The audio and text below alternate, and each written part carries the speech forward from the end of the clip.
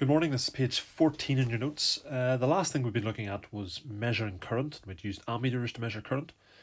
We also saw that whenever we connected an ammeter to a circuit, we needed to make sure that it was connected the right way round. That's because an ammeter needs to know what direction current is flowing in. Now, whenever we have a cell, which as you know is drawn like this, we know that the long side is the positive and the short side is the negative. So if we had a very simple circuit, we need to consider what direction is the current flowing in. And we know that current is a flow of charge, and we also know that charge is carried by electrons. When we did static electricity, we saw that it was only the electrons that can be moved from one surface to another, and electrons have a negative charge. In conductors, we looked at conductors and insulators. Conductors can carry charge through them because they have free electrons that are able to move throughout the metal itself. And because electrons are negative, they will be repelled from the negative terminal of the cell. So imagine we had little electrons, which I'm going to write as E minus, because they're got a negative charge. They're going to move in this direction. So that's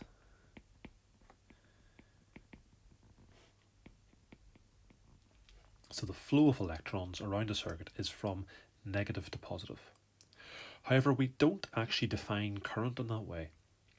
So when current was first discovered, they didn't know what was flowing round, and they defined current as flowing from positive to negative.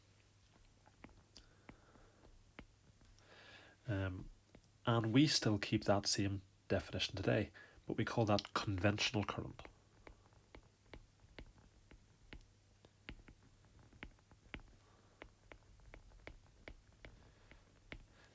Because by convention, that's what it is. So if you're ever asked to draw current on a diagram, that's conventional current, going from positive to negative. If you're ever asked to describe electron flow, that is from negative to positive in the opposite direction of current. For our purposes, it doesn't really matter what direction current is actually flowing in, but if you're ever asked to draw current, it goes from positive to negative. I'd like you to, on page 14, draw in this diagram, except you can use a ruler please.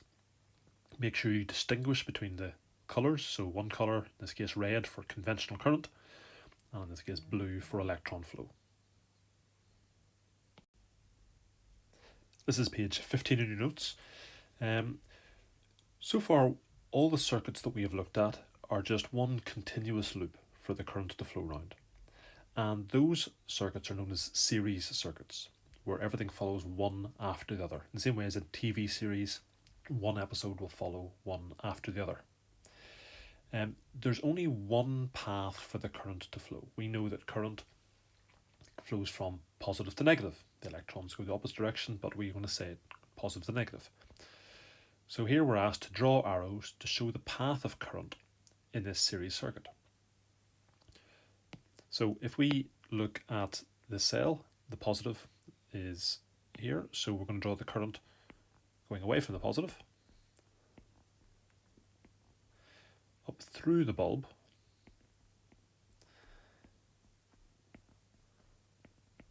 through the next bulb, back through the wires again, and back to the negative side of the battery. So that's the direction of current flowing in this circuit. If we were to draw a diagram of that, we're going to have our cell, which I've drawn back to front from how we've normally drawn it, but that's because I've got the positive on the right hand side, just as there. We can follow the current round to our first bulb, to our second bulb, and back round to the negative side. Now please, whenever you draw that, can you use a ruler please? Now we'll have a look at me building this circuit and we'll see the effects of that. So our first circuit is a series circuit. In your diagram, it just has a single cell, but the bulb will be a bit dim then, so I'm putting in an extra cell. So we just connect that up as normal.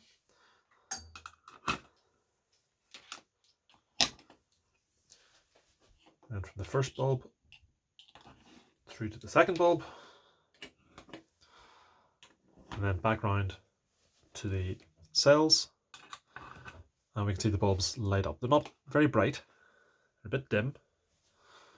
You can see those, but they are lit up. And then it asks, what happens if we disconnect the bulb? So I'm going to unscrew this bulb, and I want you to watch what happens to the bulb on the left. It goes out as well. So both bulbs are connected. If I connect one up, back up, comes back on again. So it's fairly dim. You can also see that those bulbs are dim. If I just had one bulb connected, it's significantly brighter. What would happen if I added in a third bulb?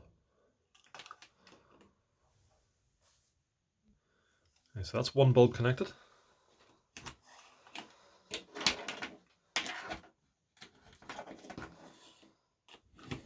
There's a second bulb. Bulbs are very dim. And if I put in a third one,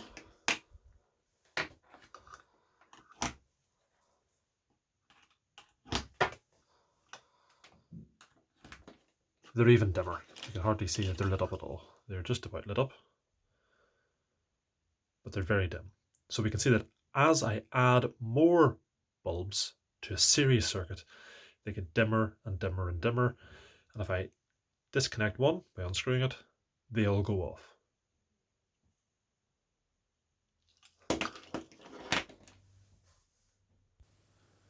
Okay, so what do we see in the video? If the light bulb is missing or broken in a series circuit, will the other bulb light? No. You saw whenever I disconnected that bulb, I took out the bulb, the other bulb turned off. So can we explain that? Well, as we saw, whenever I unscrewed the bulb, I put a break in the circuit, so there was no longer a complete circuit.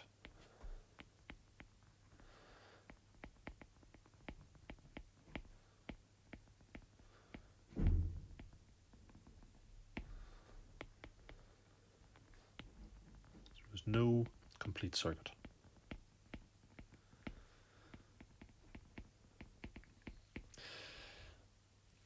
Then the second part, what happens to the brightness of the bulbs as more are added in series? We saw that with one bulb, it was relatively bright, and as we added extra bulbs in, they got progressively dimmer. Really what's happening is that the energy that is provided by the battery is being shared out amongst all the bulbs, and so the more bulbs that there are, for each bit of charge that goes to the battery, that energy is shared out and the bulbs will get dimmer.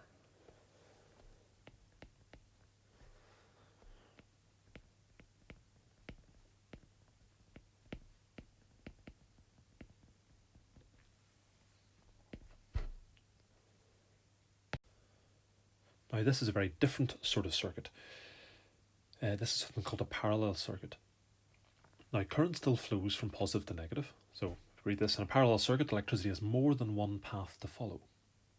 Current can follow different paths as it flows from the positive side of the battery to the negative side. And that's maybe a bit easier to see in the diagram. Again, we're going to start on the positive side of the cell, and the current flows away from that. And here it gets to this point. And at this point, it looks like it's going to keep on flowing to the right, and that's true, but it is also going to split and go through the bulb. So let's follow this bit that's going through the bulb. It's going to go back through the bulb, back along the wires, until we've got back to the negative side of the cell. But again, at this point, it's split, and so the current is going to keep flowing from positive to negative through the bulb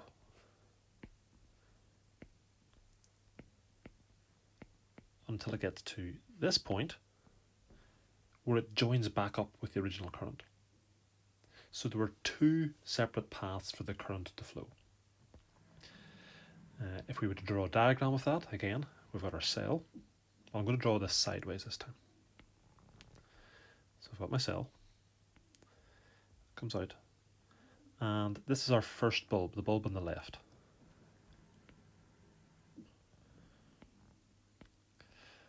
But at this point, which I'm going to call A, this is A here, the current could split. And there was a second path for our second bulb before joining back up at the other side of the bulb, which I'll call B. There. And there maybe it's a bit easier to see why these are known as parallel circuits.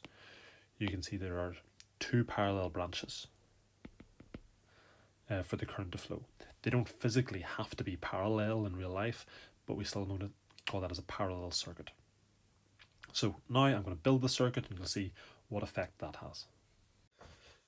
Now we'll look at what happens whenever we connect bulbs in parallel. Now to build a parallel circuit, what we do is we build our first simple series circuit. So now I've color-coded these wires. Black is the negative side, red is the positive side, although really the colors of the wires don't matter.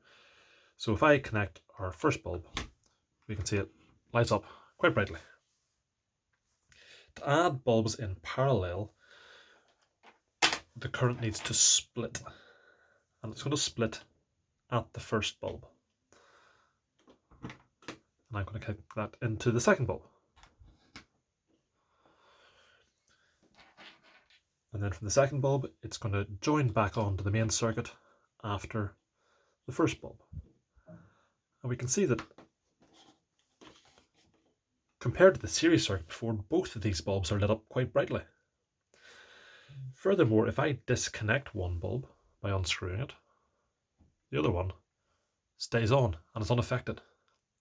And it doesn't matter which one I disconnect. The other one stays on. So I can have two bulbs that are independently lit up and they're both just as bright. What happens if I add a third bulb? So here's a third bulb. And I'll add that in parallel to the first two.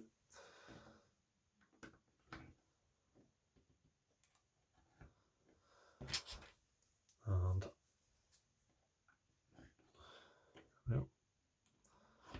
there.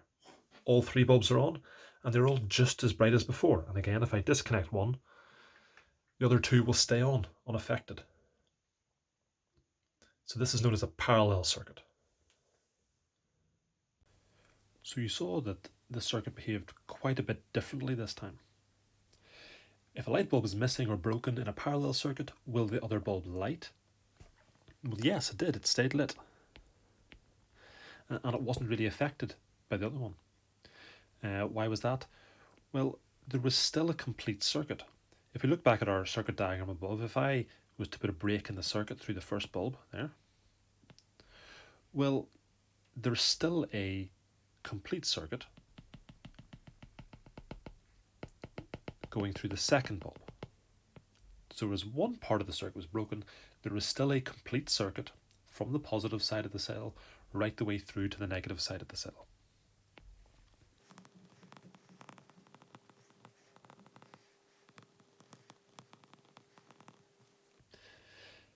Then we saw this second interesting bit. What happens to the brightness of the bulbs as more are added in parallel? When it was a series circuit, we saw that adding bulbs shared out the energy and the bulbs got dimmer. But this time, the bulbs stayed the same brightness.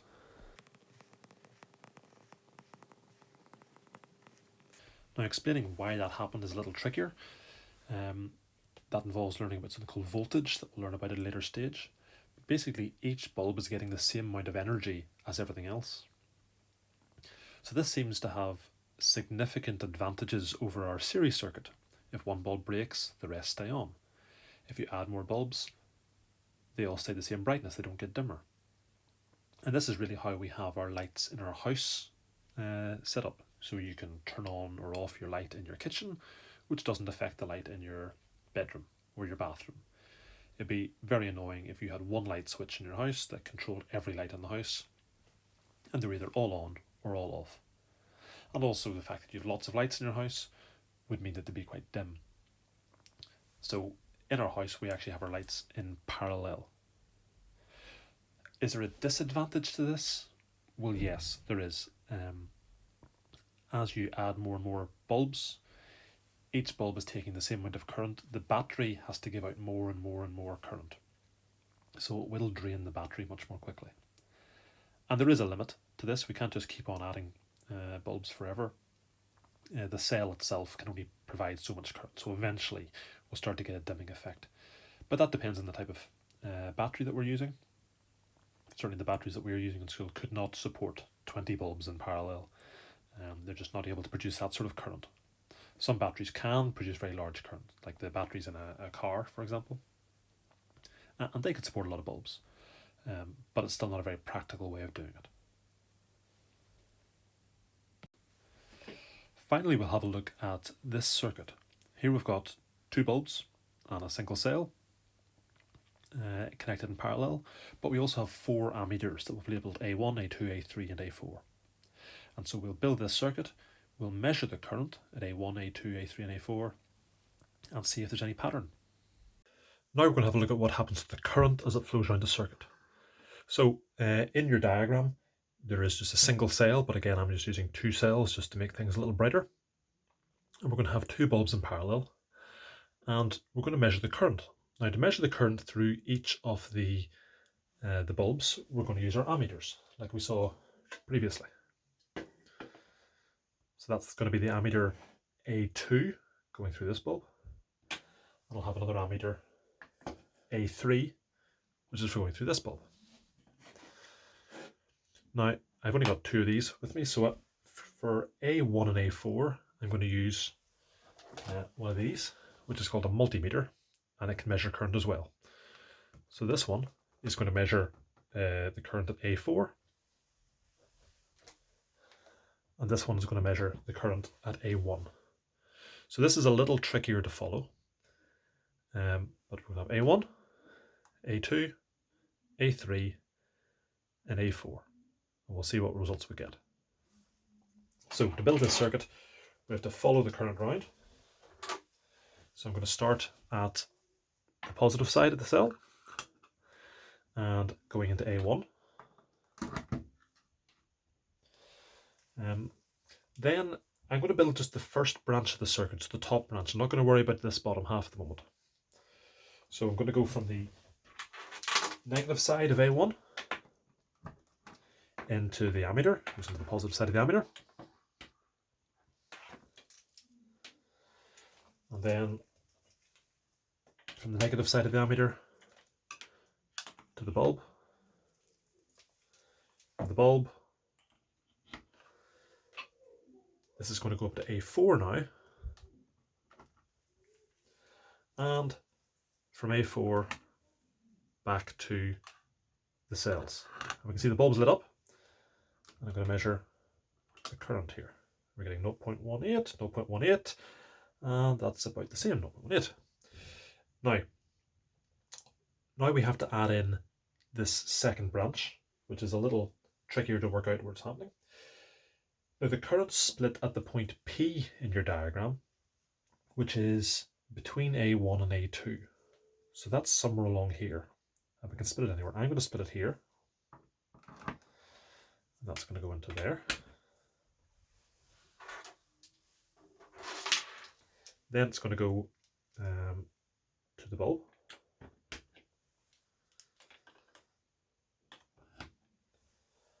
And for the bulb, it's going to go back in between the first bulb and A4 at Q. So that's going to be somewhere along here. I've only got a short wire left. So I'm going to plug that in here. And let's see what results we've got now. These results, we've got about 0.39 and 0.39. So A1 and A4 are the same. And these, not too sure if you can see them, that's about 0.2, it's about 0.2 as well. These aren't all calibrated exactly the same, but if we say that was 0.2 0.2, that was 0.2, and these are just under 0.4. Notice these are both the same. These are smaller. So let's say 0.38, 0.38. That's about 0.19, and that is also about 0.19. So let's go back to your sheet and see what that says. So we saw a few significant results in that diagram. Firstly, we saw that A1 and A4, the readings in those ammeters, were the same. In other words, the current was the same leaving the cell, which is at A1, as the current that was entering the cell at A4. And it's because the current here is in series. And what conclusion we can draw from that is that in series, the current is the same. It's not that we have more current after the cell and less current before the cell. It's not that the cell is adding current. It's that the current, any current through the cell, anywhere in series with that, the current is the same. So that's the first important conclusion. In series, current is always the same. Secondly, we saw that A2 and A3 were smaller than A1 and A4. But if you added A2 and A3 up, you would get a number that is pretty much the same as A1 or A4. So let's consider our current flowing down here. What happens at point P? It splits.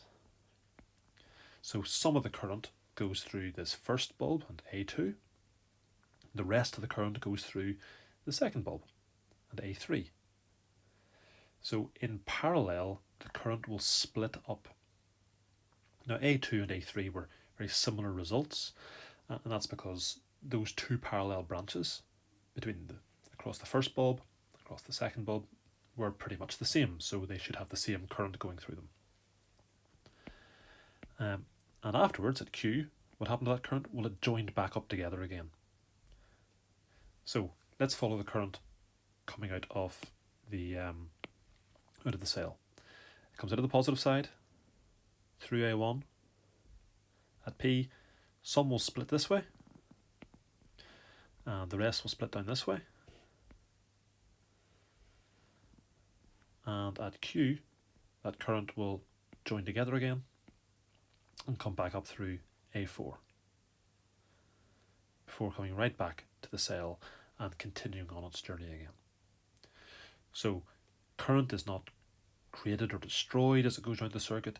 It is shared out between each different branch, but the total current leaving the cell is going to equal the total current entering the cell.